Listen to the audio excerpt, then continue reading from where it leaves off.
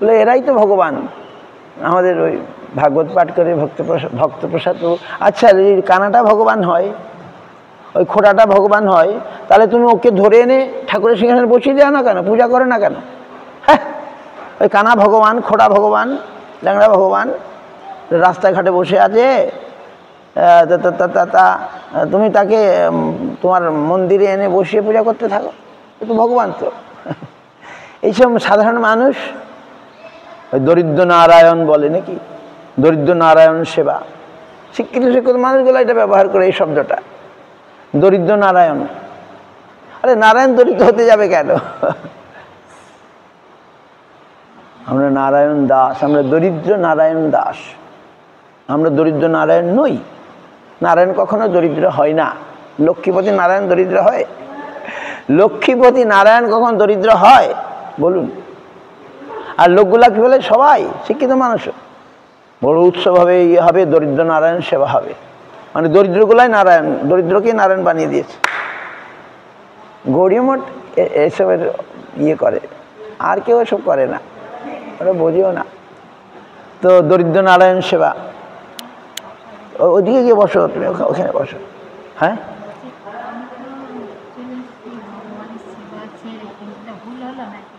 পরে বলবো, ওখানে দূরে গিয়ে বসো, ওখানে গিয়ে বসো। ও কানে শুনতে পাও নাকি না শুনতে পাও? দূরে বসো, এটা এখানে বসেন না। তো তো কি হলো, দরিদ্র নারায়ণ সেবা, ফেমাস দরিদ্র নারায়ণ সেবা। নারায়ণ দরিদ্র হতে যাবে কেন? লোকে সব বোঝে না। যাই হোক, তো এগুলো বিচার করতে হবে। বিচার করলে চিত্তে পাবে চমৎকার। চৈতন্যচন্দ্রের দয়া করহ বিচার, বিচার করিলে চিত্তে পাবে চমৎকার। জগতের লোক বিচার আদি করে না, সব কিছু সমান। কৃষ্ণদাস কবিরাজ সেইং, উই হ্যাভ টু বিচার। বিচার মানে কি? উই হ্যাভ টু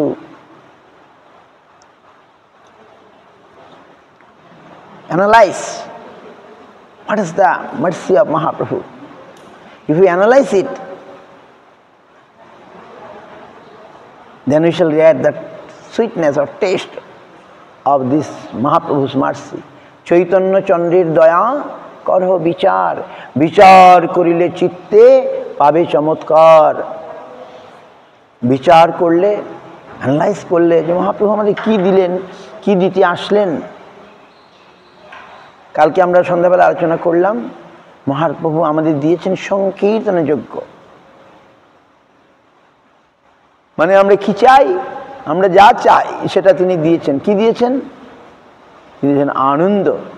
আমরা চাই সকলে আনন্দ, আনন্দ ছাড়া কিছু চাই না। উই অল hanker for আনন্দ, pleasure, right? We all want to get pleasure. এটাই আমাদের। স্বামী থেকে স্ত্রী আনন্দ চায়, স্ত্রী থেকে স্বামী আনন্দ চায়, দুনিয়াটাও এইটাই। স্বামী আনন্দ না দিলে স্ত্রী তাকে ছেড়ে দেয়, স্ত্রী আনন্দ না দিলে স্বামী তাকে ছেড়ে দেয়। এই তো আনন্দের জন্যে আমরা সব পাগল। যেখানে আনন্দ নাই সেখানে আমরা থাকতে চাই না। এই জগতে সেটা পাওয়া যায় না, এইটা হচ্ছে ঘটনা। হ্যাঁ, বলে পাওয়া যায় না, পাওয়া যায় তো, কিছু তো পাওয়া যায়। বুদ্ধিমান ওই কিছুর জন্যে লালায়িত নন। বুদ্ধিমান ওই অল্প আনন্দের জন্যে, দে ডোন্ট ওয়ান্ট। ভূম আর নাল্পে সুখমস্তি ভূমৈব সুখম। উপনিষদ বলছেন নাল্পেই সুখমস্তি, অল্পে সুখ নাই। ভূমৈব সুখম, ভূম মানে বৃহৎ, ভূমার মধ্যে সুখ আছে। উপনিষদ বলছেন নাল্পে সুখমস্তি, অল্পে তো সুখ নাই। ভূমৈব সুখম, অল্প পেয়ে আমাদের তৃপ্তি হয় না। ভূমৈব সুখম, ভূমাকে, ভূমা হচ্ছেন ভগবান। আর এই জগতে যা কিছু অল্প স্বল্প, পারভার্টেড রিফ্লেকশন। এই জগৎটা হচ্ছে সেই জগতের বিকৃত প্রতিচ্ছবি, পারভার্টেড রিফ্লেকশন। এর জন্যে মিল আছে। যেমন ভগবানেরও পরিবার আছে, আমাদেরও পরিবার আছে। কিন্তু আমরা কি ভগবানের কেন পরিবার থাকবে? কতগুলো লোক বোকা লোক ভাবে, বলে ভগবানের পরিবার থাকবে কেন, আমাদের পরিবার থাকবে নাকি। আমার সঙ্গে পড়াশোনা করতো, এরা সব রামকৃষ্ণ মিশন ভারত সভার সঙ্গে ঘেঁষা। এবার গেলাম ওদের বাড়ির সামনে, আমি ওদের বাড়ি ঢুকি নাই। এই নেপালে গেলাম ইয়েতে শিলিগুড়িতে, আমরা পড়াশোনা করতাম একসঙ্গে। তো পড়াশোনার সময় মিল ছিল, কিন্তু এখন এই যে দেখলাম আমি, তারাও ভারত সঙ্গ রামকৃষ্ণ, তারা কৃষ্ণকে ইয়ে করতে চায় না, ভজনা করতে চায় না। কেন? কৃষ্ণের এত পরিবার থাকবে কেন? রামকৃষ্ণের লোক এটাই ভাবে, এই কৃষ্ণকে তারা ভগবান বলে মনে করে না। তারা কাকে যে ভগবান মনে করে তারাই জানে না। গীতাতে কৃষ্ণ বলেছেন, ওরা গীতা প্রচার করে কিন্তু কৃষ্ণকে ভগবান বলে স্বীকার করে না। কৃষ্ণ বলছেন, I am saying, Krishna saying. Ramakrishna mission people are they not understand. তারা নিরাকার নির্বিশেষকে, দে আর ইম্পার্সোনাল গড। তারা নিরাকার ভগবানকে মানে, সাকার কৃষ্ণকে ওরা মানে না। ওই শঙ্করাচার্যের মত কৃষ্ণকে মানে আবার মানে না, মানে আবার মানে না। মানে আমরা ইম্পার্সোনালকে মানি, মানে নিরাকার, ভগবান নিরাকার। এটাই হচ্ছে ওদের মত। আর এটা হচ্ছে আমাদের বলছেন মায়াবাদী কৃষ্ণে অপরাধী, মায়াবাদী কৃষ্ণে অপরাধী। তো আমি তো এবারে শিলিগুড়িতে গেলাম ওদের বাড়িতে, বাড়ির সামনে দিয়েই গেলাম, তো আমি আর ঢুকলাম না, ওরা আর ডাকে না। কেন? ওরা জানে যে আমি ওদের ঠাকুর ঘরে গিয়ে প্রণাম করলাম না। ওদের ঠাকুর ঘরে রামকৃষ্ণ বিবেকানন্দ আমি প্রণাম করলাম না।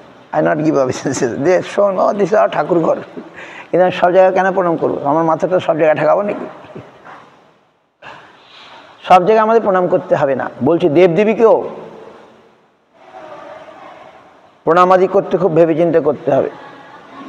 হ্যাঁ, আমি শ্রদ্ধা জানাবো কিন্তু আমি প্রসাদ নেব না, এরকম। শ্রদ্ধা জানাবো, প্রসাদকে মাথায় ঠেকাবো কিন্তু আমি খাবো না, এরকম অনেক কিছু ব্যাপার, সূক্ষ্ম ব্যাপার আছে। হ্যাঁ, আমরা অশ্রদ্ধা করব না, কিন্তু নিয়ম মেনে চলতে হবে। তো কারণ দেবদেবী সেটাই খুশি হবে আমাদের, আমরা কৃষ্ণ ভক্তি করছেই দেবদেবী খুশি, বাস। তারা চাইবে না তাদেরকে আলাদা করে তাদেরকে ইয়ে করি। আমি শুনলাম পাঠে, ভাগবত পাঠে, ভদ্রকালী, কুরুক্ষেত্রে ভদ্রকালী আছেন, আর জড়ভরত, জড়ভরত কিন্তু যেই বলি দেবে নাকি দামদার উঠিয়েছে ডাকাতরা, ভদ্রকালী মূর্তি থেকে বেরিয়ে চলে আসলো। মূর্তি থেকে বেরিয়ে এসে সেই রামদাটা নিয়ে ডাকাতগুলোকে কেটে দিলেন। আর ওই মুন্ডুগুলা তিনি কিনে, ওই মুন্ডু তিনি গলায় নেবেন কেন আমি জানি না, আমার তো জানি না। মুন্ডুগুলো কেন গলায় আপনি জানেন কি? মায়ের গলায় মুন্ডুমালাগুলো কেন আমার জানা নাই, পরে বলবেন। হ্যাঁ, মায়ের গলায়, তা আমার মনে হয় ওই যে মুন্ডু, আমরা যাকে ভালোবাসি তার তার তাকে তো গলায় রাখবো নাকি? তো মুন্ডু মালাগুলো কেন মা পড়েছেন আমার জানা নাই। তো তো উনি গিয়ে, তার যে ভক্ত ডাকাত, তারা নরবলি দিয়ে মায়ের পূজা করবে, ভদ্রকালীর পূজা করবে নরবলি দিয়ে, মা খুশি হবে, তাদের ওদের ডাকাতি ডাকাতি ভালো হবে। যেই লোক তো ভদ্র সেই জমির পাশে বসেছিল, জড়ভরত জমির পাশে বসেছিল, জড়ভরত সে তো কি বলে, সে এখন ইয়ে হয়ে গেছে, ইচ্ছা করে হাবাগোবা হয়ে গেছে, নাদুস নতুন চেহারা, ভালো সুন্দর চেহারা, ইচ্ছা করে জড়ো হয়েছে। ভালো থাকলেই তো বাস, তার ভাইয়েরা কাজকর্ম করতে দেয়, সে করতে পারে না। যদি ভালো কাজকর্ম করতে পারে, বাস ওকে তো সংসারে ঢুকিয়ে দেবে। আর না রে বাবা, একবার ভুল হয়েছে, একবার কি বলে হরিণের মায়ায় পড়ে একবার আমার সর্বনাশ হয়েছে। আর আমি মায়াতে ফসবো না, কিন্তু সংসারে থাকলে মায়া আসবেই নাকি? সংসারে থাকলে মায়া চারদিকে আমাদেরকে ওত পেতে আছে। তাই ভরত মহারাজ এবার ইচ্ছা করে জড়ো হয়ে গেলেন। সুন্দর চেহারা পেয়েছেন, সুন্দর স্বাস্থ্য, আর সব মনে জাতিস্বর, তো মানে তারা জাতিস্বর হয়ে যান। হরিণ হলে কি হবে? ভগবানের সেবা যে করেছেন সেটা বৃথা হবে না। আমিও তো অপরাধ করেছি, ভুল করেছি, মায়া অপরাধ না, ভুল করেছি।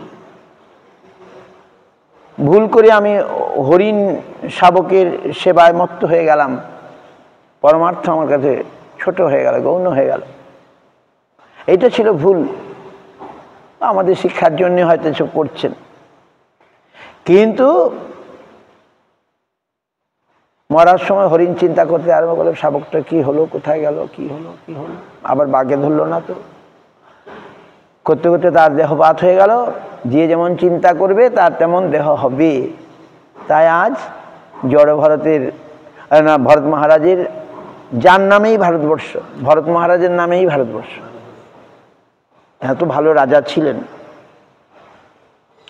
তো তিনি যৌবনে সমস্ত ভোগাদি পরিত্যাগ করে বনে চলে এসেছিলেন। কিন্তু কোথা থেকে এই মায়া আসলো? হরিণ শাবক, তার মায়াতে তিনি পড়ে দেহ ত্যাগ করলেন।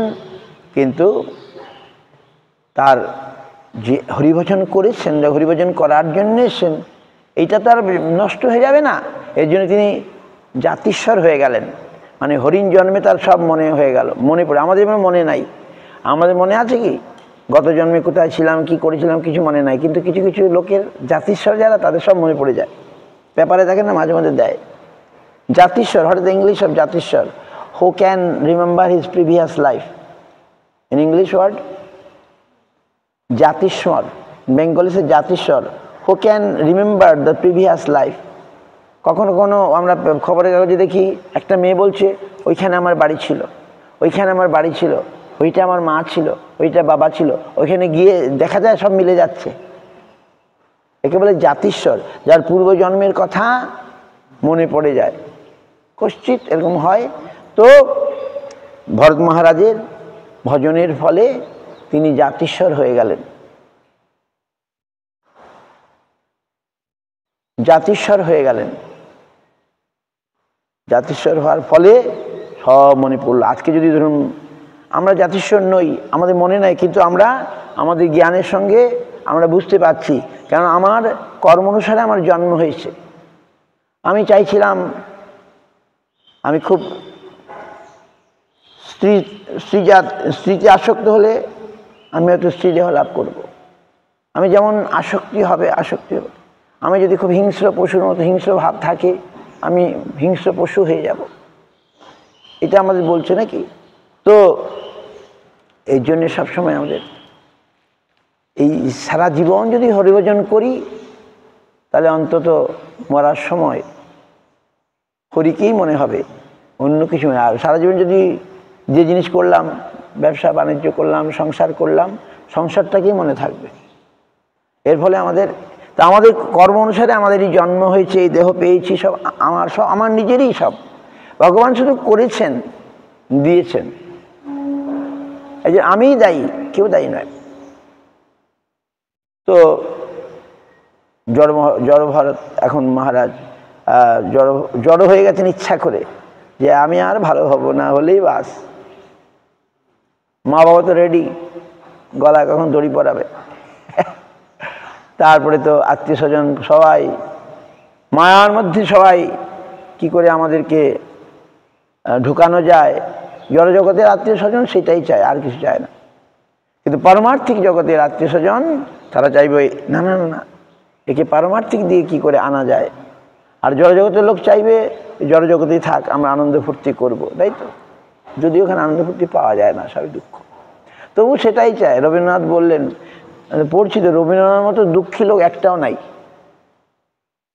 আমি মোবাইলের সাহায্যে সে পড়ি, রবীন্দ্রনাথের মতো দুঃখী লোক, তার 4-5টা ছেলে মেয়ে, 6টা, তিনি এত দুঃখ পেয়েছেন সে আর বলার মতো। সবগুলো মরে গেল, অকালে মরলো।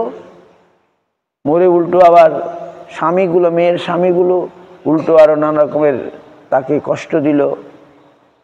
আমি পড়ছি গেলাম, মনে থাকে না, মনে রাখি না। এই কদিন আগে পড়ছিলাম রবীন্দ্রনাথের জীবনে সবচেয়ে বেশি দুঃখ পেয়েছেন তিনি, এত দুঃখ, চরম দুঃখ। আর এই দুঃখের থেকে আবার এই কবিতা বেরিয়ে এসছে, তার দুঃখের থেকে কবিতা বেরিয়ে এসছে।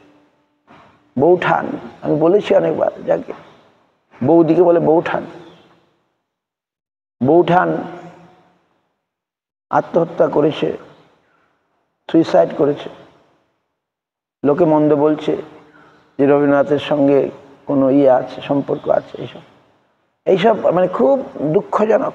কিন্তু তিনি গান লিখেছেন, তার মেয়ে মরে গেছে অকালে, প্রতিদিন মেয়েকে দেখতে যাইতেন রবীন্দ্রনাথ, প্রতিদিন রবীন্দ্রনাথ তার মেয়েকে দেখতে যাইতেন। মেয়ে অসুস্থ, স্বামীর শ্বশুর বাড়ির লোক ভালোবাসত না, রবীন্দ্রনাথকেও ভালোবাসত না, আর মেয়ে অসুস্থ হয়ে পড়ে আছে।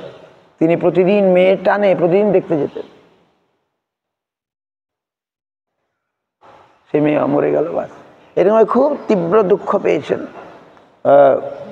আর দুঃখে থেকে জড় কবিতা বেরিয়ে এসছে, ভালো ভালো কবিতা আছে, বেকি আছে, দুঃখ, এইসব দুঃখ পেয়েছেন। ওই বৌঠান মরে গেছে, উনি সোনার তরী বলে একটা কাব্য রচনা করেছেন। আমি অনেকবার বলেছি, আমাদের প্রফেসররা পড়াতো, এইসব বলতো, প্রফেসরের মুখ থেকে শোনা। সোনার তরীতে তিনি লিখেছেন, ওই আমি বলেছি অনেকবার। আর অর্থ আছে, পারমার্থিক জগতের সঙ্গে মিল আছে। এই যে মিলনে আছলে বাধা শুধু একটাই, বিরহে টুটিয়া বাধা আজ বিশ্বময় ব্যপ্ত হয়ে গেলে প্রিয়ে, সর্বত্র দেখিতে পাই তোমারে চাহিয়ে।